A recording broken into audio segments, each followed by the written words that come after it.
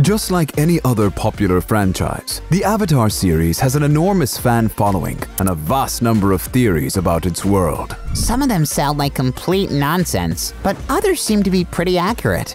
Just for you, we've gathered the craziest Avatar fan theories that could actually be correct. Let's start with a live-action movie all Avatar fans hated so much. What if it was so bad only because it wasn't an adaptation of Aang's story per se? What exactly are you saying, Mr. Scoffer? I'm sure that you remember the play Team Avatar watched about themselves in Season 3. Do you mean that horrible play where Katara was an older, melodramatic lady? Aang was played by a perky woman, and Toph was a huge, bulky guy? Precisely, Mr. Fullylover. A Fire Nation acting troupe titled The Ember Island Players showed exaggerated and inaccurate portrayals of all the characters, leaving everyone, except for Toph, furious. Similarly, the live-action film ruined every critical aspect of Team Avatar's lives. This is why fans started thinking that it wasn't an adaptation of The Last Airbender series, but of that play done by the Ember Island Players. You know what, Mr. Scoffer? If this theory's correct, it makes this film slightly more bearable. So, if you're one of the fans who refuse to acknowledge the existence of The Last Airbender movie, from now on, you can sleep in peace. It wasn't supposed to be interesting or accurate, so it's fair that it wasn't. The next theory I'm going to tell you about reveals references to significant real-life historical events. Let's see if you were attentive in your history class at school, Mr. Fullylover. In The Last Airbender series, we see a brutal war called the 100 Years' War, which involved the entire world. The Fire Nation, with a tyrannical ruler in charge, started it, and it wiped out an entire nation of airbenders. Doesn't that sound familiar? Do you mean World War II, Mr. Scoffer? Looks like you were a good student, because you got it right. Even the reason why Germany started it was similar. Just like the Fire Nation, they wanted world dominance. I think it also means that what was happening after The Last Airbender resembles the Cold War, which started right after World War II ended. In The Legend of Korra, there was no outright war, but there was a movement of equalists with Amon at the helm. Don't they look like communists who wanted to make everyone in the world equal? That's a brilliant point, Mr. Fullylover. Thank you, Mr. Scoffer. And let me share another theory with you. It's about Sokka and Toph. You probably remember that Toph had a crush on Sokka in The Last Airbender, but he never reciprocated her feelings because he was already with Suki. Yet, as years passed, something could have changed. Unlike most other Team Avatar members and those who helped them, Suki was never mentioned in The Legend of Korra, which might mean that her relationship with Sokka didn't last. And we never really learned who Sokka was with, although we do know that Toph's 2 daughters were from 2 different men. Toph never revealed the identity of either of them, and it makes fans think that one of the men could be Sokka. After all, if both of them were single adults at some point, they could have had a one-night stand. That would explain why she never wanted to reveal her secret affair. That's right. And if you like this theory, I have one more love-related one. Have you ever thought that the Avatar reincarnation process didn't happen at random? According to a fan theory, every subsequent Avatar mirrors the person loved by the previous incarnation. Care to explain, Mr. Fullylover? Sure! Have you noticed that Korra looks very much like Katara? I understand that it could just be because they were both waterbenders, but what if it's not a coincidence? Let's look deeper into that. Avatar Roku's wife was a woman named Ta Min. She only appeared once in The Last Airbender, but it was enough to see how much she resembled Aang with her big dark eyes and button nose. Let's go even further to Avatar Kyoshi. With her pouty lips and narrow face, she looked very much like the significant other of her predecessor, Avatar Kuruk. Given how many various characters with very distinct features we can find in the Avatar franchise, it's highly unlikely that all these similarities are just a coincidence. Yes, that's fascinating. But I'm not done with my theories either. Where do you think the events of the series could take place? Somewhere in a parallel universe? Sure, but what kind of place could be home to all of our favorite characters? Most likely, the planet where they lived and committed their glorious deeds was much smaller than ours. How else could Team Avatar take journeys all over the world in just a matter of days and weeks? And that also explains why all the nations spoke the same language. If they were more distant geographically, they'd undoubtedly have their own tongues, right?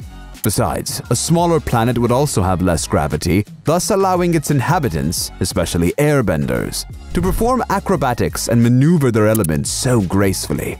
And here's one more thing about the Avatar universe. The Last Airbender could be happening after an apocalypse that took place a long time ago. Say what? And how do you explain this theory? Remember how much progress was made in the 70 years that passed between The Last Airbender and The Legend of Korra? The planet became completely different with all the new technologies that appeared because the 100 Years' War was over, and nations could finally cooperate to improve their quality of living. But do you remember the world described in the story of Avatar 1, the first Avatar ever? Despite the 10,000 years that passed after he died and was reincarnated for the first time, it looked pretty similar to the low-tech world where Aang fought with Lord Ozai.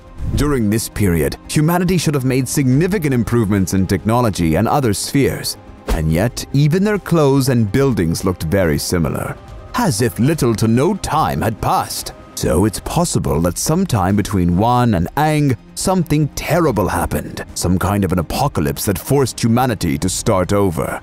And it could also lead to the appearance of mutant animals, such as lion turtles, cat deers, hippo cows, or rhinoceros beetles. Gee, that's a horrific theory.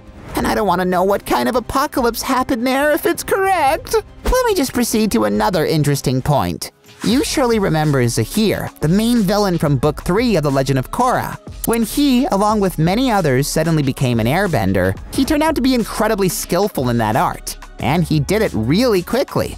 And besides that, he was also well-versed in Air Nation's culture, which could only be possible if he had been around an airbender for a long time. And since Aang was the only airbender, it seems weird that they could be close at any point. Unless Zaheer was Aang's son! The theory states that Aang had 2 airbending sons instead of 1, and helped both of them to master the art. But then Zaheer did something Aang didn't approve of, and he took away his bending powers and disowned his son. If it's true, it explains a few things. One of them is why Zaheer hated Avatar so much. Secondly, this is why the battle between Zaheer and Tenzin took up so much time. They weren't only fighting as 2 of the best airbenders in the world, but also as brothers. Wow, it sounds remarkable. Too bad it was never revealed in the series. But wait, Mr. Scoffer, because one more villain from The Legend of Korra could be related to someone we know. I'm sure you remember Ty Lee, Azula's friend, who could block other people's chi and make them incapacitated. She could even temporarily take away their bending. And here comes the surprise. The Legend of Korra's first villain, Amon, could also take away people's bending with the help of chi blocking. Do you think that it's a coincidence? Unlikely. Most probably, Ty Lee and Amon were somehow connected, and she taught him how to chi block. And in his turn, he managed to perfect this art and became successful in taking away people's bending for good, due to combining it with blood bending, which he learned from his father. But she probably wouldn't teach it to just some random guy, which leads us to a theory that Amon was Ty Lee's adopted son. They could have met after he escaped from his tribe and formed a close relationship. Quite plausible, Mr. Fullylover. But let me continue.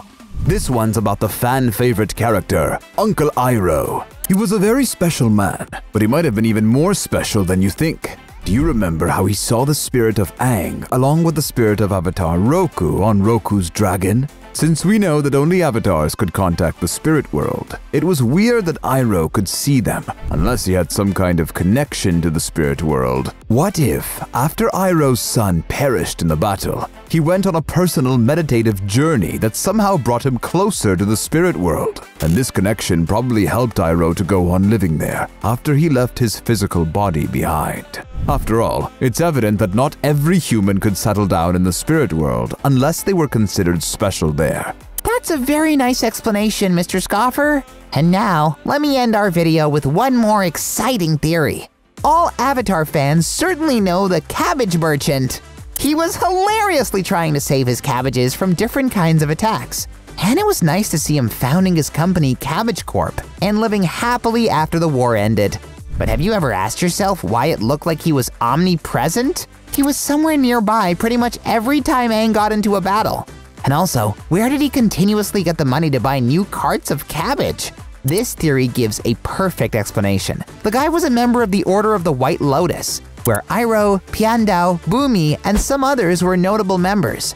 So it's possible that the cabbages were a disguise for that guy, and his real mission was to watch out for Team Avatar. That's what I call food for thought. Did you like these theories? Which one do you think is the most believable one? Do you have any other theories of your own?